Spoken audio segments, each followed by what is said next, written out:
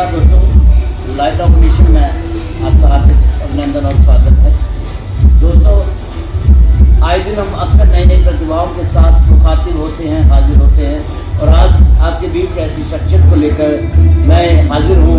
ऐसी शख्सियत को मैं आपके बीच रूबरू करवाना चाहता हूँ जो किसी इंट्रोडक्शन की मोहताज नहीं, चाहे वो सामाजिक सेवा की बात की जाए, चाहे वो धार्मिक या सांस्कृतिक किसी भी तरह से या किसी अन्याय के खिलाफ आवाज़ की बात की जाए तो उनका परिचय जो है जो समाज में बड़ी अदब, बड़ी तहजीब के साथ किया जाता है। तो आइए ऐसी शख्सियत से मिलाते हुए मुझे बड़ी खुशी हो रही है कि आज लाइट ऑफ नेशन के चैनल में हमारे साथ मेरे आज खास के मेहमान हैं LK सिंगर जी, एडवोकेट सर। आपका हार्दिक अभिनंदन और स्वागत है। हमारे तमाम दर्शकों को आप छोटा सा परिचय जो है अपना देते हैं। मेरा प्रयास रहता है समाज सेवा में मेरा समटाइम्स समाज सेवा करते करते पॉलिटिक्स रास्ते में आती ही है, देखना पड़ता है, इसलिए पॉलिटिक्स और समाज सेवा दोनों को साथ लेके चलना पड़ता है। यही मेरा प्रयास रहता है कि कुछ भी इस तरीके का अच्छे से अच्छा कर सकूँ, अपने समाज को कुछ दे सकूँ, कुछ अपने समाज के लिए कर सकूँ, मेरा प्रयास रहता है। जी, ये जो समाज में आपने समाज सेवा की बात करी है, तो ये प्रेरणा आपको कहाँ से मिली और आज दिन तक जो है समाज सेवा में कहाँ तक जो है आपने अपने कदम बढ़ाए हैं, थोड़ा सा इसके बारे में हमारे दर्शकों के साथ जो है आप चर्चा करेंगे। जी जरूर, मैं आपसे ज़रूर शेयर करना चाहूँगा। बेसिकली जहाँ तक प्रेरणा की बात है तो ये प्रेरणा तो हमारा सनातन धर्म ने बचपन से ही सभी के अंदर, हमारे सनातन धर्म ने सभी को सिखाया है कि समाज सेवा करती रहनी चाहिए। कुछ ना कुछ सेवा करेंगे तभी कुछ आप आगे बढ़ सकेंगे, कुछ सीख सकेंगे, दूसरों का भला करने के रहेगा तो भगवान न करे कभी आपको भी कोई दिक्कत हो तो आपको कहीं ना कहीं से भगवान को सहयोग वो सपोर्ट भेज देता है। तो बस यही प्रेरणा बचपन से सीखते बढ़ते आए हमारी सनातन संस्कृति में, उसी को देखते हुए हम भी उसी राह पे चल पड़े। जी, आपने बहुत खूब बात कही सनातन की। सनातन जो कि हमारी एक पहचान है, हिंदू संस्कृति है। थोड़ा सा सनातन के बारे में हमारे दर्शकों को जो है परिचय दें, क्योंकि सनातन की बात कही ना तो कहीं ना कहीं आप घनिष्ठता के साथ सनातन से जुड़े हैं, तो इसके बारे में बताएं कि किस तरह से घनिष्ठता है। देखिए, जिस घनिष्ठता की आप बात कर रहे हैं उसके बारे में मेरे मुख से कुछ भी कहना सूर्य को दीपक दिखाने जैसा है जी। कोई मतलब नहीं है मेरा कुछ भी कहने का। सनातन वो धर्म है, धर्म क्या मतलब सनातन एक जीवन सिद्धांत है, जीवन धारा है, जीवन प्रवाह उसी के साथ आगे बढ़ता है, हम उसी के साथ आगे बढ़ते हैं।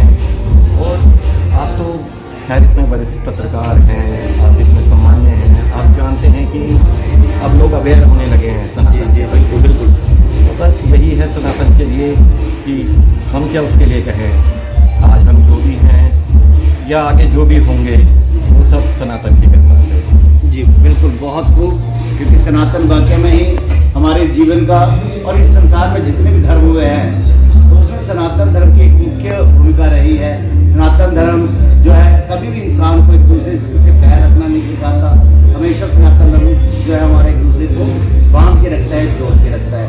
सर, एक और हम आपसे जानना चाहूँगा आपके व्यवसाय के बारे में। जैसा आपने व्यवसाय है एडवोकेट सर है, तो थोड़ा सा उसके बारे में हमारे दर्शकों को बताएं कि ये जो कब से लेकर जो है आपका जीवन यात्रा शुरू हुई और कब तक आगे, क्योंकि ये बहुत अहम है आपका रोल जो है समाज सेवा में, ये रोल बहुत अहम है। तो थोड़ा सा हमारे दर्शकों के साथ इस बारे में साझा करेंगे।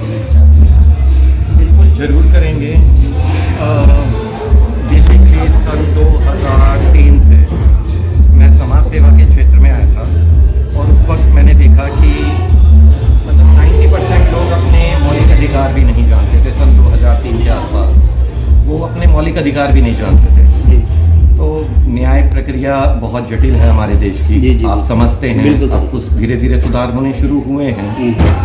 जब मैंने देखा कि भाई लोग अपने अधिकार ही नहीं जानते तो न्याय तो वो कहाँ से मांगेंगे और कहाँ से न्याय के लिए वो जाएंगे। जी इसलिए 2003 में मैंने पहला मुफ्त लीगल हेल्प सेंटर खोला था, जी। मुफ्त कानूनी सलाह केंद्र जी, खोला था, जिससे गरीब लोगों को या जो लोग कानून में नहीं आ सकते, समाज मतलब उससे हेल्प नहीं ले सकते, उन्हें भी हेल्प मिले। जी सर। तो 2003 से चलते चलते अब 2023 आ गया, लगभग 20 साल की जर्नी हो गई है मेरी कानून को लेके। तो बस मेरी यही कोशिश है कि जिन तक कानून नहीं पहुंच पाता उन तक पहुंचाया जाए। बल्कि मैं चाहूँगा कि बहुत सारे लोग आज भी हैं नहीं जानते, वो सोचते हैं कि भाई हमारे पास पैसे नहीं है तो हमें कहाँ से लीगल हेल्प मिल सकती है।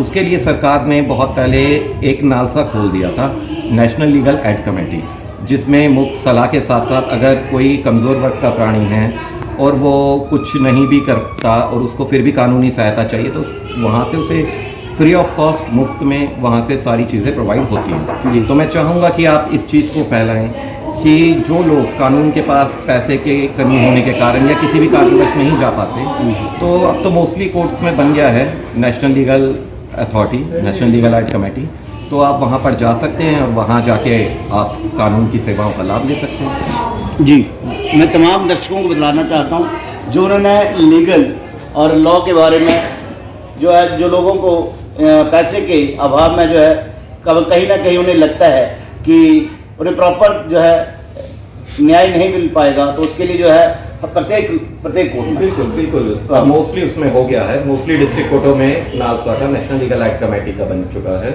तो वो जा सकते हैं कोर्ट में और उसका उनका प्रॉपरली गाइडेंस भी मिलेगी। अगर किसी व्यक्ति को कोई व्यक्ति अगर किसी भी तरीके से नहीं कर पाता अफोर्ड, तो उन्हें वहाँ से वकील भी प्रोवाइड मिलेगा, होगा फ्री ऑफ कॉस्ट। बहुत बहुत धन्यवाद। और सर थोड़ा सा हमारी जो युवा पीढ़ी है, युवा पीढ़ी आज आप देख रहे हैं कि ज़्यादा से ज़्यादा युवा पीढ़ी जब नशे की ओर अग्रसर हो रही है, तो हमारी युवा पीढ़ी को जो आप क्या संदेश देना चाहिए? देखिए, कुछ कारण तो रहे होंगे जो हमारी युवा पीढ़ी इस तरफ गई। बस मैं अपनी युवा पीढ़ी को यही कहना चाहूँगा, नशा करना गलत बात नहीं है, मगर सही चीज़ का नशा करो, समाज सेवा का नशा करो, आगे बढ़ने का नशा करो, कुछ कर गुजरने का नशा करो। और युवा पीढ़ी के लिए तो भगत सिंह से बढ़िया कोई भी हो ही नहीं सकता, मतलब उससे अच्छा उदाहरण मुझे नहीं लगता कोई है। मैं खुद भी उन्हें बहुत मानता हूँ और मैं चाहूँगा कि युवा पीढ़ी को कि भगत सिंह को पढ़ें, उन्हें समझें और कोशिश करें उन्हें समझ के आगे बढ़ें। मैं तमाम दर्शकों को आज बता रहा हूँ, आज का जो ये मेरा इंटरव्यू है बड़ा खास बना, क्योंकि इन्होंने ऐसी चर्चा की शायद जिन नामों को हम भी ना गिनवा पाते। इन्होंने भगत सिंह जैसी शख्सियतों का, शहीद है हमारे, कोटि कोटि वंदन है ऐसी पुण्य आत्मा को, तो उनका जिक्र किया है, उनको पढ़ें, उनको जानें। तो मेरा भी तमाम दर्शकों से ये आग्रह रहेगा, विनम्र प्रार्थना रहेगी कि वाकई में ही अगर अपने समाज को आगे लेकर जाना है तो दोस्तों हमें जो है भगत सिंह जैसी शख्सियतों को जानना होगा, पढ़ना होगा, उनके जीवन को हमें सही ढंग से जो है तह तक जानकर जो है हमें उनके जीवन से जो है वो प्रेरणा लेनी होगी। इसी के साथ आज के जो हमारा इंटरव्यू है इसी को यहीं पर विराम देता हूँ। सभी को जय माता दी, जय हिंद, जय भारत, राधे राधे, जय श्री राम।